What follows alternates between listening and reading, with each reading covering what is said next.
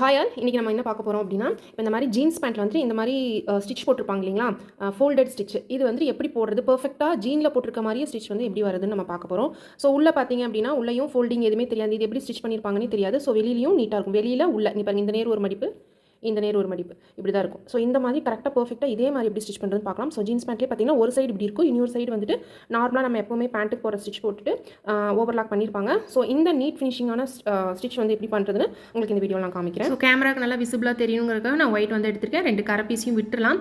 So இது ரெண்டுமே வந்துட்டு ஒரு நல்ல பக்கமாக இருக்கிற துணியாக நீங்கள் வச்சுக்கோங்க, சரிங்களா?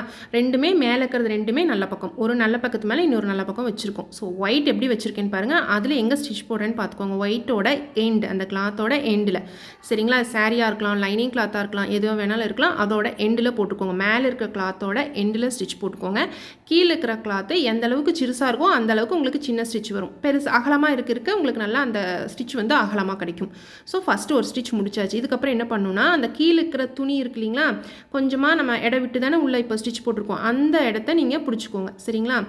இந்த மாதிரி பிடிச்சிங்க அப்படின்னா கரெக்டாக டச் பண்ணாலே உங்களுக்கு ஃபீல் ஆகும் அந்த இடத்துல கிளாத் எண்ட் ஆகுது அப்படிங்கிறது. அதை கரெக்டாக ரைட் சைடு ஃபோல்ட் பண்ணிக்கோங்க. இந்த மாதிரி ஃபோல்ட் பண்ணிவிட்டு அதுக்கு மேலே ஒரு ஸ்டிச்சு, அவ்வளோதான். 2 ஸ்டிச்சு நம்ம போட போகிறோம்.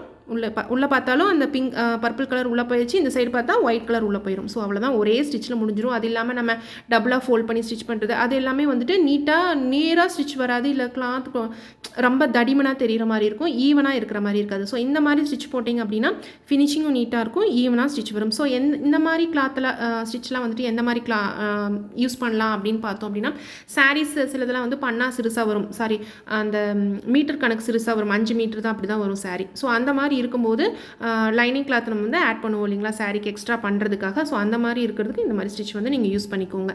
ஸோ பாருங்கள், ஃபினிஷிங் நீட்டாக வந்திருக்கு, நம்ம ஜீனில் காமிச்ச மாதிரியே ஃபினிஷிங் வந்திருக்கு. ஸோ இந்த டிப் உங்களுக்கு புரிஞ்சிருக்கும்னு நினைக்கிறேன். புரிஞ்சிருந்துச்சுன்னா நம்ம சேனலுக்கு சப்ஸ்கிரைப் பண்ணிக்கோங்க. தேங்க்ஸ் ஃபார் வாட்சிங்.